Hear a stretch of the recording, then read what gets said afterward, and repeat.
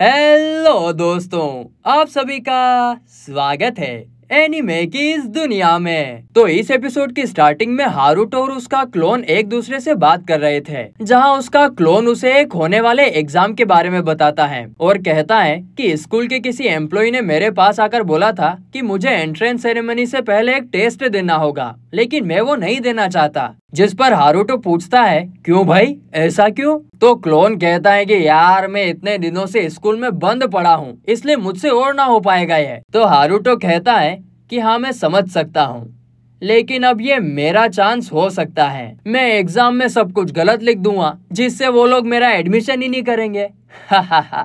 ठीक है, तुम ये मुझ पर छोड़ दो। आगे हारुतो पहली बार स्कूल के अंदर जाता है और वहाँ इतने बड़े बड़े क्लासरूम देखकर वो दंग रह जाता है। वो सोचता है कि इतने सारे बच्चों के बीच तो मैं बिल्कुल भी नहीं रह सकता, मुझे कुछ भी करके इस स्कूल से बाहर निकलना होगा। थोड़ी देर बाद प्रोफेसर उसे क्वेश्चन पेपर देते हैं और हारुतो तो सारे के सारे आंसर गलत लिखने के लिए रेडी हो जाता है, लेकिन फिर वो देखता है कि उसे किसी सवाल का जवाब पता भी नहीं था, तो वो लिखेगा क्या? इसीलिए वो सारे क्वेश्चन के आंसर लिखना शुरू कर देता है। मुझे नहीं पता, मुझे नहीं पता, मुझे नहीं पता, सब में यही लिख देता है। लेकिन फिर आगे पेज में ना एक बैरियर मैजिक से रिलेटेड क्वेश्चन था, तो वो सोचता है कि अगर सारी आंसर छोड़ दूंगा तो उनको तो शक हो जाएगा, इसीलिए इसका आंसर लिख देता हूँ। और फिर लास्ट में एक एंशिएंट मैजिक के ऊपर भी क्वेश्चन था। हारुतो सोचता है कि इसके बारे में तो मैंने लाइब्रेरी में एक बुक से पढ़ा था, और देखते ही देखते वो उस सवाल का भी आंसर लिख देता है। वो चाहता तो नहीं था, लेकिन लिखा जाता उससे।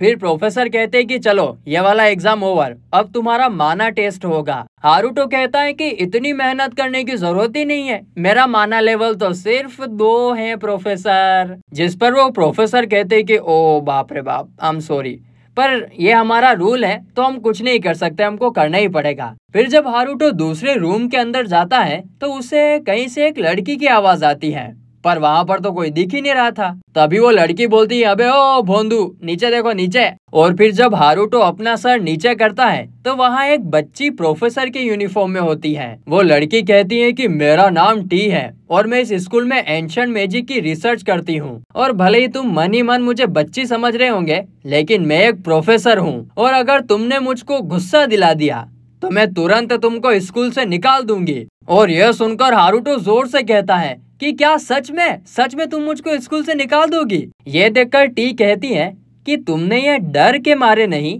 एक्साइटमेंट के मारे चिल्लाया था, है ना?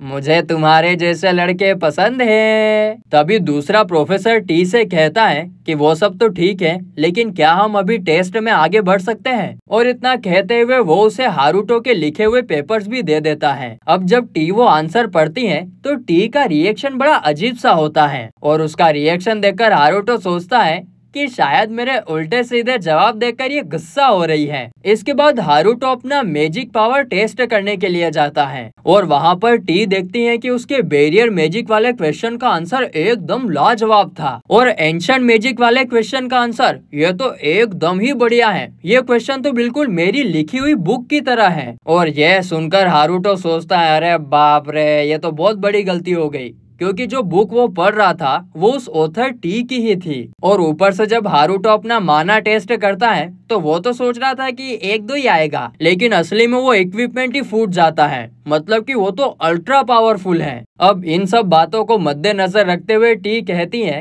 कि मैंने फैसला कर लिया है, मैं इसे अपने अंडर में लूंगी और किसी दूसरे प्रोफेसर को तो बिल्कुल दखल भी नहीं देने दूंगी। और हाँ प्रोफेसर, ये बात तुम हम दोनों के बीच में ही रखना, ये लड़का मुझे चाहिए। तो फिर दूसरा प्रोफेसर कहता है कि हाँ, ये एग्जाम वगैरह तो सिर्फ आपने अपनी मर्जी से किया था। और यह सुनकर उधर हारुतो को बहुत गुस्सा आ जाता है। वो कहता है कि मैं तुम्हारे नीचे काम नहीं करने वाला, चाहे कुछ भी हो जाए। और इतना कहकर वो वहाँ से चला जाता है। इसके बाद हारुतो अपने कमरे में आता है और वो ये सारी बातें अपने क्लोन को बताता है और कहता है कि आगे अब सब कुछ तुम्हारे ही हाथ में है। और फिर जब क्लोन हारुतो पहले दिन स्कूल जाने वाला था तो शार्लोट उसे एक गन देकर कहती है कि ये हारुतो भैया ने दिया है आपके सेल्फ डिफेंस के लिए। इसके बाद जब क्लोन हारुतो एंट्रेंस सेरेमनी पूरा करके वापस लौट रहा होता है तो वो एक लड़के के ग्रुप को देखता है। इतने सारे बदमाश लड़कों को देखकर वो उनके सामने आना अवॉइड करता है और चुपके से साइड से निकलने की कोशिश करता है। तभी पीछे से उस ग्रुप से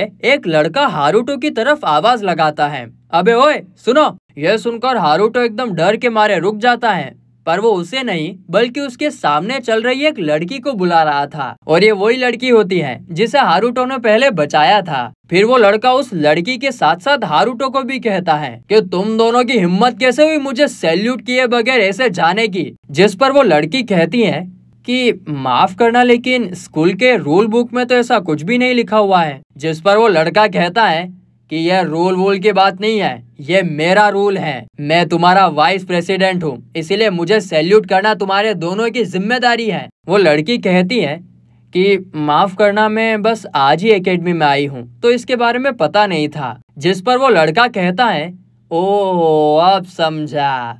फिर वो हारुतो की तरफ इशारा कर कर कहता है, ओ लड़के जरा तुम इसे समझाओ तो कि मैं कौन हूँ। क्लोन हारुतो कहता है कि मुझे क्या पता तुम कौन हो तुम। और फिर क्लोन हारुतो वहाँ पर पेट दर्द का झूठा बहाना बनाने लगता है। आए राम, ओ बाप रे मारो पेट दुखी रो, बाप रे बहुत दर्द हो रहा है, मुझे तो जाना पड़ेगा, ओ बाप रे बाप। उसका नाटक देखकर वो लड़का कहता है, अबे तुम्हारी हिम्मत कैसे हुई मेरे सामने से झूठ बोलने की, मुझे तुम्हें सबक सिखाना ही होगा। और इतना कहकर वो उस पर अटैक कर देता है तो हारुतो तो वहाँ से भागने लगता है, पर फिर वो नीचे गिर जाता है और 2 मिनट बाद खड़े होकर कहता है कि चलो मेरे ऊपर उस बैरियर की वजह से मैं बाल बच गया। पर वो लड़का पीछे से अभी तक गया नहीं था, वो तो यह देखकर और ज्यादा गुस्सा हो गया था कि उसके अटैक से हारुतो को एक खरोच तक नहीं आई। थोड़ी देर बाद क्लोन हारुतो मन में सोचता है, अरे इनके सामने तो मेरे को पेन दिखाना होगा कि मुझे दर्द हो रहा है।